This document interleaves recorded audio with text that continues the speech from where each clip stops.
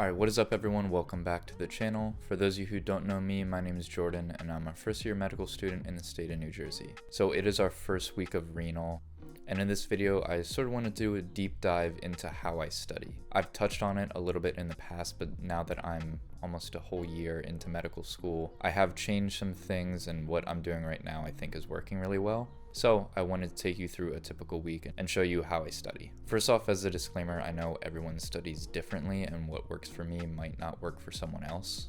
I have classmates who only do Anki, they barely watch any videos, and they do great.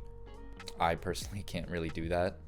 And there's probably better and more efficient ways of studying, but this is what has been working well for me. So sort of a general overview, what I have been doing, especially in this block, is doing a lot of pre-work.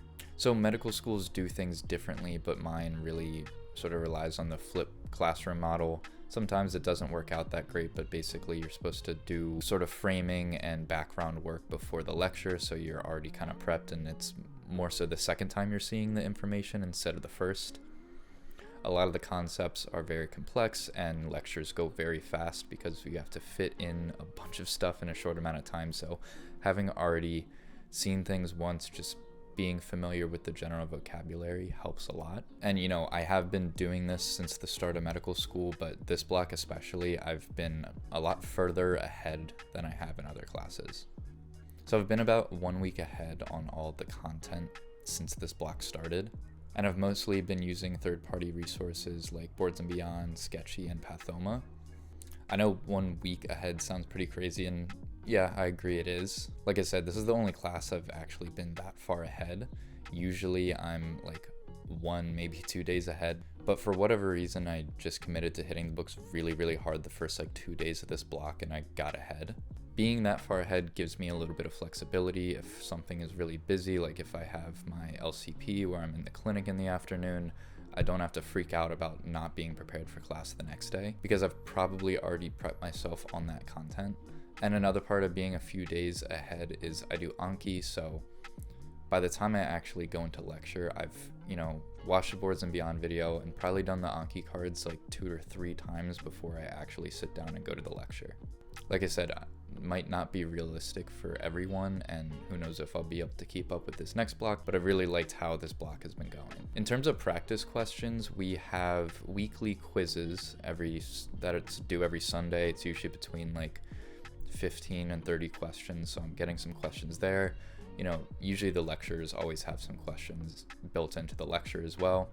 And then usually once a week we have a team-based learning session, so there's a bunch of questions there too. So in terms of third-party resources for questions, I don't use that until the week before the exam, where I've already seen a lot of the content and now it's just practice questions. But thankfully stuff is kind of built into our curriculum to where I don't have to worry about it from a week-to-week basis.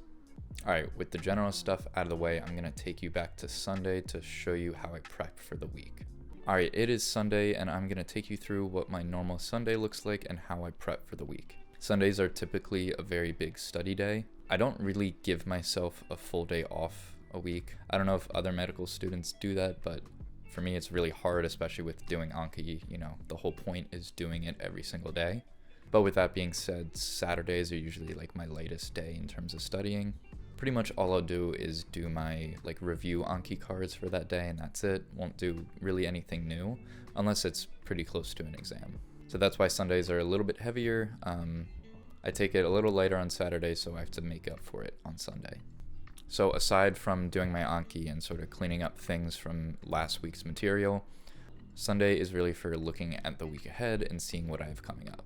This week we start renal, which means the first few lectures are going to be the basics like anatomy, the normal physiology, and then we'll probably start to get into diseases and more abnormal stuff later in the week. So I'll just go on our school schedule, look at pretty much just the title of the lecture to see what topics are going to be covered, and then go to Boards and Beyond and try to watch videos that line up with those topics. Sometimes it's not super clear which Boards and Beyond videos match up to our lecture material, but thankfully Boards and Beyond has a good organization thing, and usually for every organ system they have an intro folder, so that's usually a really good place to start, at least when you're starting a new organ system. Like I said, we usually start with the basics like anatomy and physiology, and thankfully Boards and Beyond has videos on those topics. I am a little bit ahead on renal, so I've already watched those videos and taken some notes, so I'll just briefly read over those the night before the lecture. Sometimes I'm not so far ahead, but I try to watch the Boards and Beyond video at least the night before the lecture just to give me a solid base.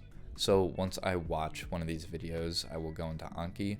Anki has a lot of great organizational tools, and Anki, which is sort of the gold standard for pre-made Anki decks if you use them, has folders for all of the big third-party apps. So Boards and Beyond, Pathoma, Sketchy, so you can go into that folder, look up that video, and all of the cards that are related to that video are right there. So after watching a specific video, I will go into Anki, go into that folder, and then unsuspend all of those cards and then do them right after the video, just to help reinforce everything. Sometimes I don't do it right after the video, but I think it is the best way because you're just sort of testing yourself right after learning about it. Anki is my main source of reviewing things, but I will show you another way I brush up on material later in the week. Another big thing I do on Sundays is complete our weekly quiz. Our quiz is always on the previous week's material, so we just finished pulmonology, so that's what this quiz is on.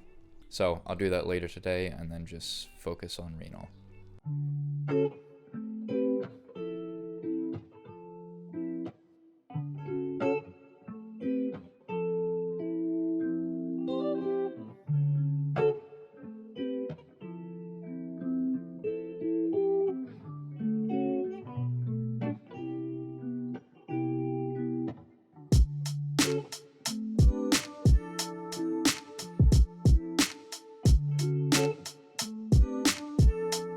Alright everyone, it is Tuesday and I wanted to check in. So yesterday, Monday, was a bit of a long day. Usually Mondays are longer class days and I usually have my SGA meeting. But on top of that, I went rock climbing with some friends. So when I got home, I was pretty tired and didn't really do much else besides just finishing my Anki for the day. That is one big benefit of trying to stay a few days ahead. You can have a busy day, just come home and crash and not really get far behind. So today I went to lecture from 8 to 12 and then I was done for the day. So I ran some errands and I've just been back at home studying. I got my Anki done already, so I've just been watching videos on some of the disorders that we're going to be learning Friday and next week. One great thing about Tuesdays is we usually don't have any science lectures on Wednesday. So between Tuesday night and Wednesday, it's a really good time to play catch up or just review material from the past few weeks. So I wanted to show you another way I review old material besides just doing Anki every day. So this is my Notion. I use Notion to organize pretty much everything in my life. It's been really helpful, especially for all of my medical school content. So this is my med school page and I break it down by all of our courses and then by each week. So this is week 7 of our current course, which was our last week of pulmonology. So I'll go into this lecture and here I have links to any relevant Boards and Beyond videos to easily be able to reference them. Then what I'll do down here is go back over my lecture slides and try to pull out things that I consider really important or high yield. At this point, I've seen the content from this lecture like 4 or 5 times, and I've done practice problems on it. So when I go back over the lecture slides, it's pretty easy for me to remember what the professor was trying to kind of emphasize and what they thought the most important takeaways were.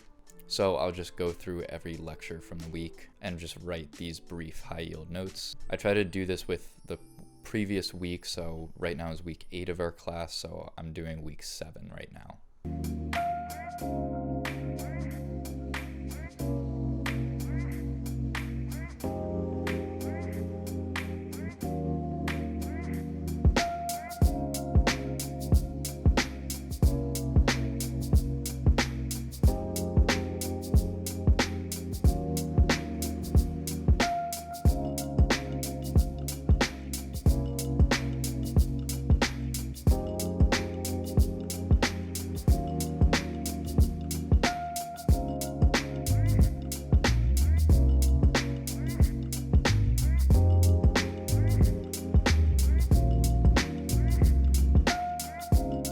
Alright, so it has been a few days since I last checked in, but it is Sunday, so I am wrapping up our first week of renal, getting ready for the next week. Wednesday, Thursday, and Friday weren't anything too different from what I already explained.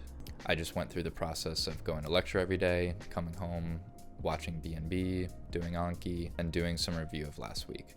However, earlier today I did start doing some questions from AMBOSS for both pulmonology and renal. I like to save the third-party questions for like 2 to 3 weeks out from an exam. We only have 2 more weeks of renal left, so we are 3 weeks away from our exam. As I already talked about, we sort of have these built-in quizzes every week, so I'm getting some practice questions, but I feel like the AMBOSS ones are a lot better. And I like to save them a little bit towards the end so I have a good content base for everything, and I actually know what's going on when I'm doing the questions. Questions are great. I mean, anyone who has taken the MCAT, is in med school, even in college, just knows that the best way to study for something is doing practice questions. And I feel like that's even more important in medical school because everything is given to you in a clinical vignette. So you need to go through the process of seeing questions on the same pathology many times to be able to have some sort of like pattern recognition, be able to sift through the important information, because sometimes they'll throw random bits of information in there that don't matter at all to the question. So by going through a lot of practice questions, you begin to see how different conditions typically present and what the labs might look like. The other thing is a lot of questions in med school on step 1 on shelves are like second or third order, so it's not enough to just be able to look at the vignette and know what the patient has. You're not just trying to find a diagnosis. You have to think a little bit further, so they'll ask you questions on the pathophysiology, like what specifically is going wrong. So for renal, like what part of the nephron is damaged or not working properly. They'll ask you questions on like what other physical exam finding would you expect to find in this patient, or stuff like next best step, like what labs should you order, what antibiotics should you give. So like I said, it's not just coming to the conclusion of what the patient has. You have to think a little bit further. So the more questions you do, faster you'll be able to figure out the diagnosis, so you have more time to think about the deeper levels of questioning. All right, well, that is going to do it for today's video. Let me know if you want to see more of this sort of content in the future. As always, thanks for watching, and I will see you in the next one.